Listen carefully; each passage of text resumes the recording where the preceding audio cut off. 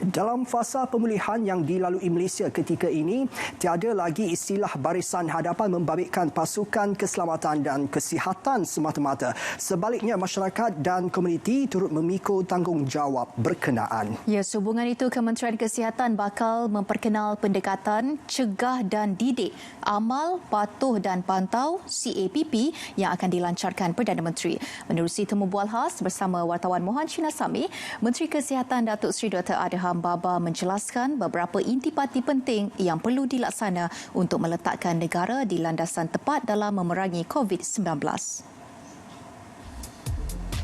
CAPP bakal dilaksana bagi memperkasa komuniti melalui program pengurangan risiko daerah DRRP. Tujuan DRRP adalah melindungi zon hijau serta melawan zon kuning dan merah sebagai persediaan keluar daripada Perintah Kawalan Pergerakan PKP.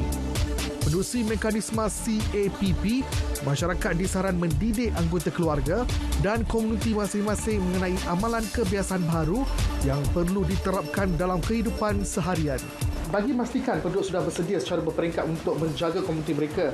Namun ini mungkin sukar direalisasikan sepatutnya, apatah lagi di kawasan bandar. Justru apakah langkah terbaik untuk memastikan semua pihak pandangan serius berkenaan dengan saranan yang dikemukakan oleh Kementerian Kesihatan ini? Sampai masa peranan dan tanggungjawab ini kita galas bersama-sama kerana sepanjang MCO yang diperkenalkan dan MCO bersyarat dan juga hari ini MCO recovery atau pemulihan, kita sebenarnya dapat lalui dengan baik. Bukti yang kita lalui ialah apabila kita dapat flatten the curve dan kita dapat kurangkan kes COVID-19 di kala ini dengan memberikan rawatan yang baik kepada mereka dan kadar kesembuhan dalam negara kita mencapai 86%. Maknanya lebih ramai mereka yang sebelum ini yang dijangkiti COVID-19 yang dirawat boleh keluar daripada hospital dan berada bersama masyarakat.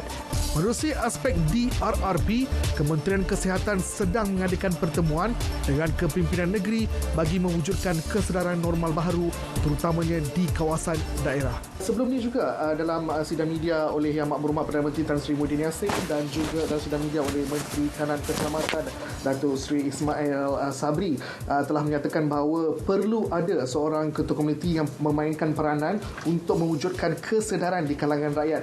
Jadi bagaimana Kementerian Kesihatan akan melaksanakan pemantauan terhadap ketua komuniti ini? Peringkat daerah kita meletakkan kepercayaan tinggi kepada pegawai daerah dan dibantu oleh pegawai kesihatan daerah daripada pasukan kesihatan awam yang sentiasa akan mengenal pasti sekiranya ada COVID-19 yang berlaku ataupun perkara-perkara yang perlu lakukan untuk kita mencegah COVID-19. Dan di peringkat pegawai daerah ni kita perlu juga ada penguatkuasaan. Sebab tu penguatkuasaan kita berlandaskan kepada Akta 342. Sebagai langkah permulaan dalam pelaksanaan DRRP, 1,090 klinik kesihatan dan 149 pejabat kesihatan daerah di seluruh negara terlibat dalam membantu setiap komuniti di daerah masing-masing. Majlis Tindakan Daerah pula akan menjadi peneraju inisiatif DRRP di daerah dan akan diketuai oleh pegawai daerah.